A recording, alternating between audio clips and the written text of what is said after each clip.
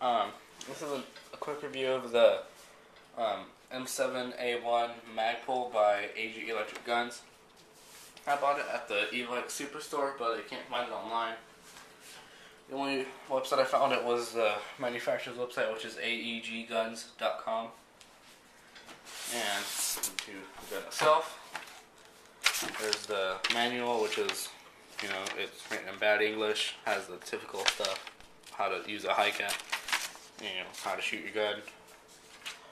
Not really useful at all. I just came back from playing, so magazine still has BBs in it, holds 300 rounds. Just your normal high cap magazine, metal.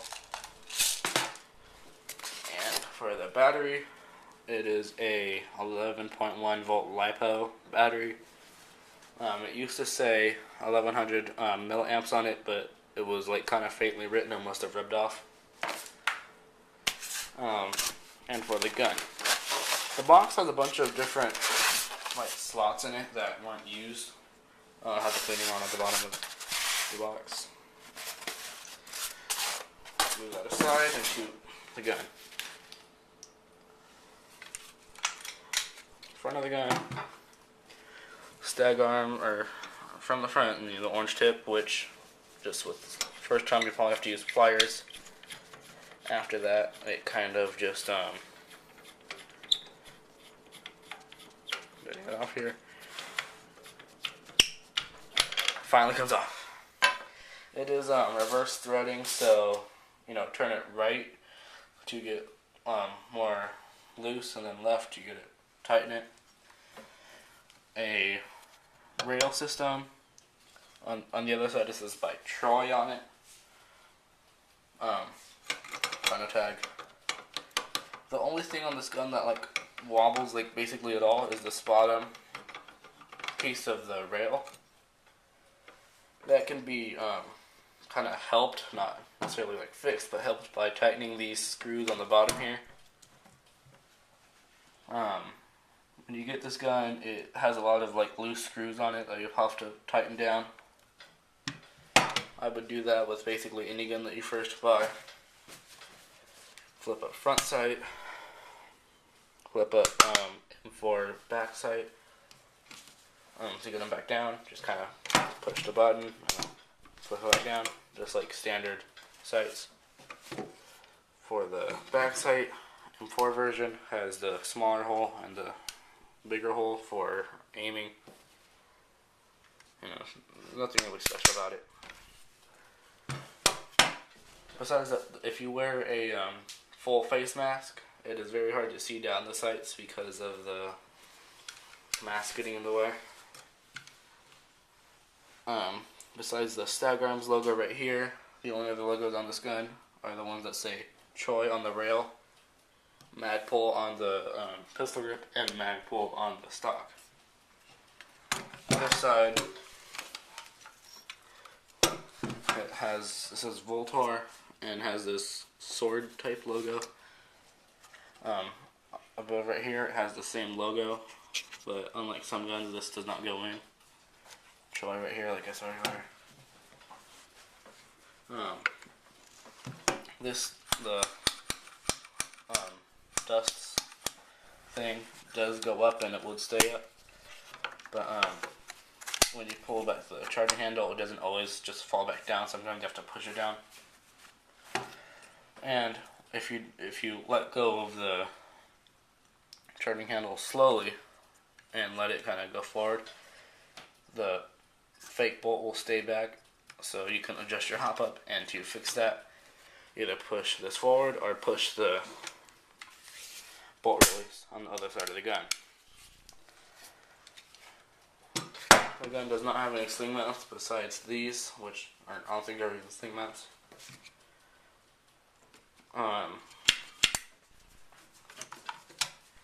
One thing about the gun though is that the safety does not work very well.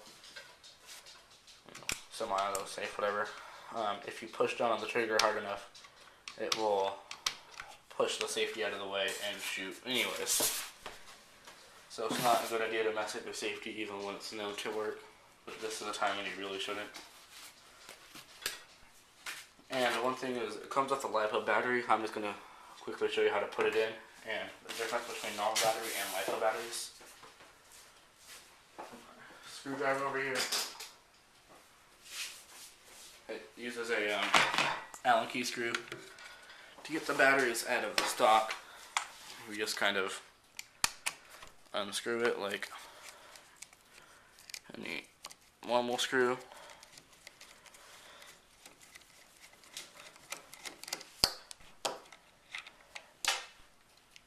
Another one here at the bottom.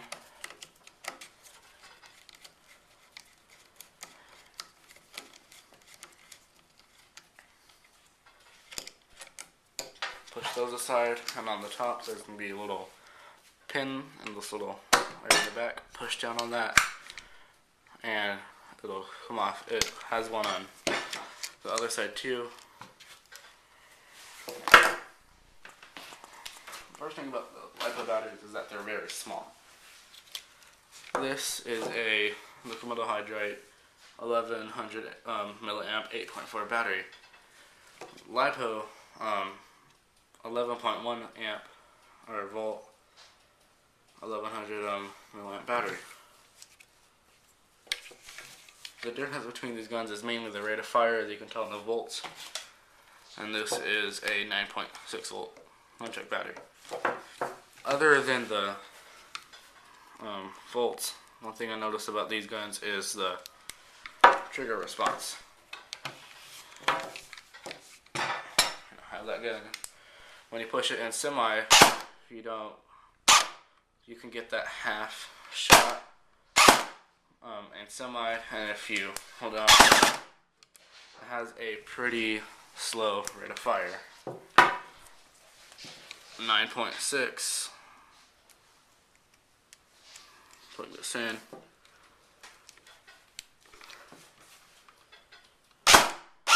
You don't really get that half shot, and the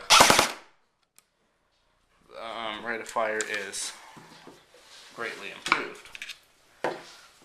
Now with the LiPo, like as soon as you pull the trigger, the shot's fired on semi and has a very high rate of fire on full auto. Now when you shoot on full auto, sometimes the spring inside the gun will stay compressed. So it's a good idea to shoot a couple times in semi just to reset the spring. Otherwise your FPS could drop a lot. Very quickly I'm going to show you a video of me playing with this gun, and then I'll show you the conclusion. Which way are we going? I'm going auto. I'm going to the first bunker. Are we allowed auto? Yeah.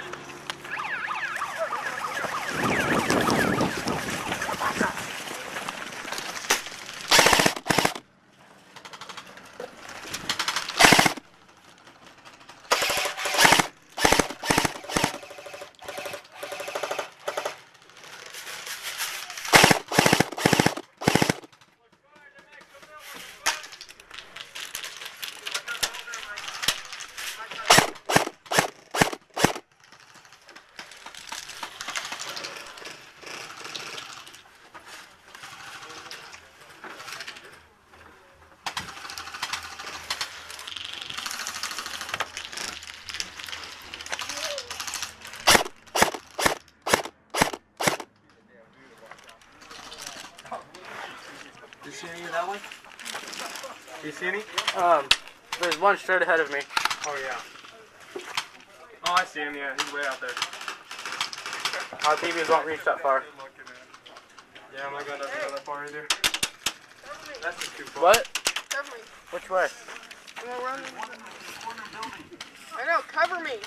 Hey, get right here, get by where it says 11F and just shoot. Alright, go. As you saw in the video, the gun had a very far effective range, and it chronoed at 380 to 390 FPS, making it perfect for outdoor games. This gun could be modified to shoot CQB with lowering the FPS and pushing the stock in all the way. and using the regular flash hider instead of a mock suppressor. This gun is, I give this gun probably a 9 out of 10. The only thing I didn't really like about this gun is the fact that the safety, it's not actually shooting right now, there's no battery in it, but the safety is not a very strong, I guess you can say, safety, because it will fire even when the safety is on with a strong enough trigger pull. So thanks for watching.